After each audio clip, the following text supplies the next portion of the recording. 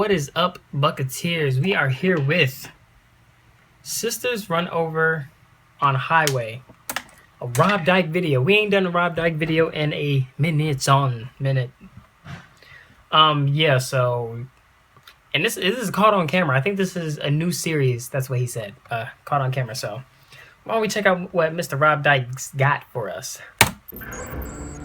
Warning, caught on camera is not for the faint of heart. It may scare or disturb you.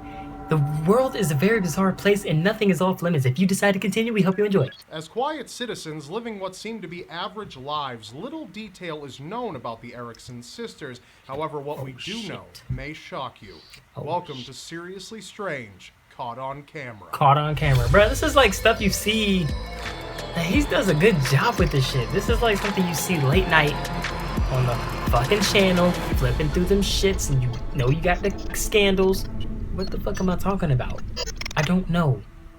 But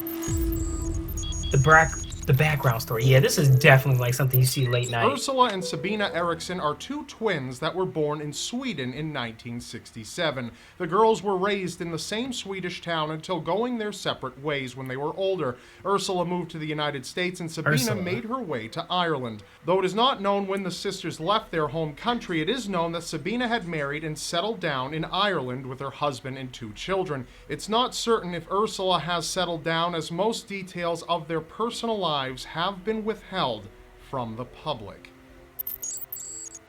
Unfolding the events. I was about to say evidence, but... Our case begins on May 16th, 2008, when Ursula went to Ireland to reunite with her sister Sabina for unknown reasons. According to Sabina's husband, the twins had appeared to be inseparable when together that May, but what anyone had failed to realize was that the sisters established a plan to flee the country without notifying a single person. At approximately 8:30 a.m. on March 17th, Ursula and Sabina entered Liverpool after leaving Ireland at 2 a.m., eventually making their way to St. Anne Police Station in order to report concerns over the well-being of Sabina's two children. It is unknown as to why Ursula and Sabina reached out to the police in Liverpool when Sabina's children resided with their father back in Ireland. Both women resumed their trip and boarded a National Express coach bus that was traveling to London. At approximately 1 p.m. that afternoon, the bus made a stop at Keele Station after the driver began noticing both women exhibiting erratic behavior. Passengers aboard the bus were required to store personal belongings in the appropriate compartments before leaving the station. However, this was not going to happen for the sisters. Tightly gripping onto their bags, they refused to let go of their belongings and declined the coach driver from inspecting their bags for illegal substances. It's in the bag, Feeling man. uneasy, the driver had no choice but to take precautions and leave both Ursula and Sabina stranded at the station. Their suspicious behavior caused the manager of the station to contact police. However, once questioned by police, it was concluded that both women were deemed innocent enough to catch a new bus to their destination. Instead of simply waiting for the next scheduled bus, the women made an unusual decision to walk instead. What one CCTV camera caught shocked surveillance workers. The sisters took to foot and began walking along the M6 motorway just north of Keele Station. The following is actual video surveillance footage taken by closed-circuit television cameras of Ursula and Sabina walking down the central reservation, just a couple of feet away from speeding vehicles. In a daring leap, both women are seen jumping into oncoming traffic, causing an incredibly dangerous collision to occur. At approximately 3:20 p.m., officers and paramedics are called to the scene after one of the sisters was allegedly hit while crossing. Officers Tracy Cope and Paul Finlayson were in the middle of filming an episode of Motorway Cops, a BBC television series that followed UK law enforcement as they tended to their police duties. The film crew at the scene had no idea what tragedy was about to unfold. Just as cameras focused on highway patrol officers, Ursula is seen running in desperation as she recklessly runs into a tractor-trailer, violently rolling underneath the wheels of the vehicle. Sabina follows her sister and seconds later is seen jumping in front of a silver Volkswagen Polo, destroying the car's windshield and leaving her unconscious. Their unusual behavior led police to believe that the sisters had formed a suicide pact. However, both of them survived. Ursula had What? miraculously survived her accident, fracturing bones from the waist down while failing to express any pain from her traumatic injuries. Motorists had no choice but to watch in concern as police attempted to calm the women down. However, things only began to get crazier. Despite throwing herself in oncoming traffic, Sabina regained consciousness after a matter of minutes and forcefully began pulling herself off the ground. In no time, she began to exhibit immense anger and strength. Kicking and punching the officers, Sabina runs to the opposite end of the M6 motorway, and it takes several officers and citizens to restrain her. Being in critical condition, Ursula is flown to emergency while officers sedate Sabina. While investigating the twins, officers discover multiple cell phones inside of their bags, as well as a laptop, one passport belonging to Sabina, but no trace of identification for her sister. After extensive examinations in the hospital, doctors ruled out any trace of alcohol or drugs in their systems. Sabina was deemed safe enough to be released. This would be a regretful mistake. Released with minor cuts, Sabina was taken into custody with Birmingham police. Once questioned, it had almost seemed as if her memory had been completely wiped. Complying with police regulations, Sabina was charged and pled guilty to assaulting an officer and trespass on a motorway. She was sentenced to just 1 day in custody. In one scene during her time in the police station, Sabina states, "An accident rarely comes alone. Usually at least one more follows, perhaps two." On May 19th, she began wandering the streets when she caught the attention of 54-year-old Glenn Hollenshed and his friend Peter Malloy.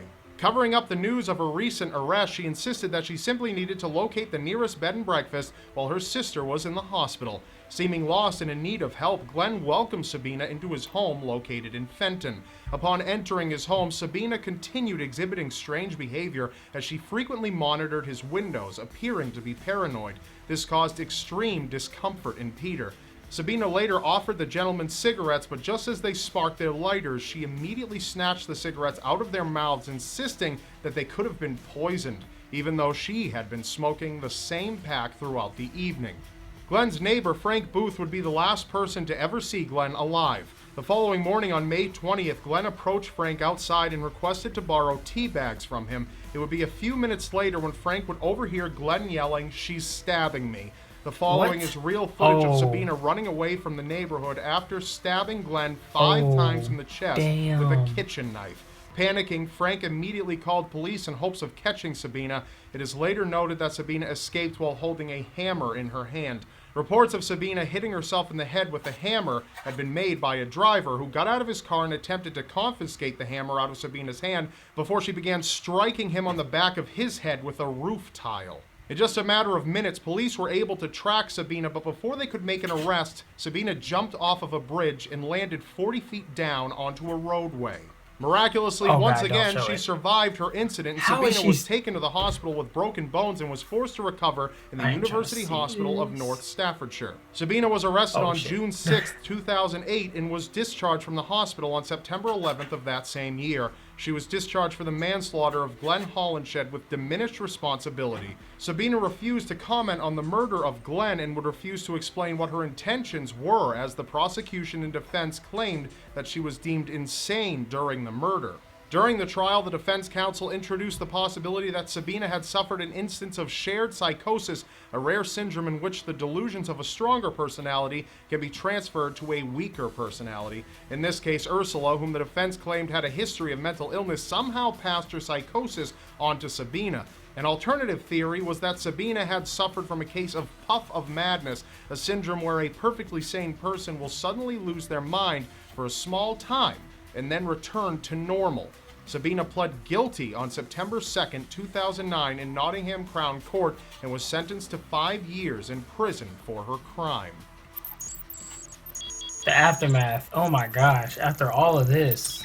Reports on the twins led to them becoming international sensations for a short time, but left even more questions in the long run. Wait, so Ursula's Not still only alive? has a motive Oh my never been gosh. discovered, no family members have come forward in regards to the case either, aside from an unconfirmed interview by someone who claimed to be the girl's brother, but even a name for the man was never given.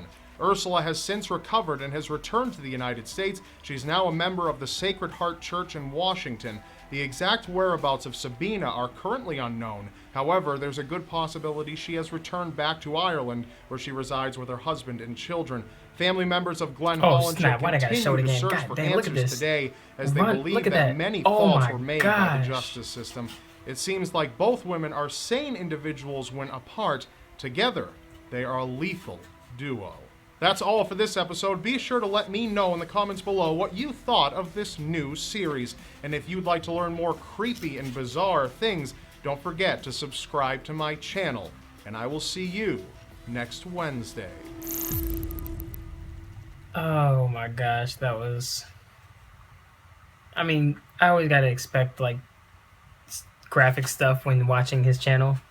But I didn't expect to see someone get run over by a truck.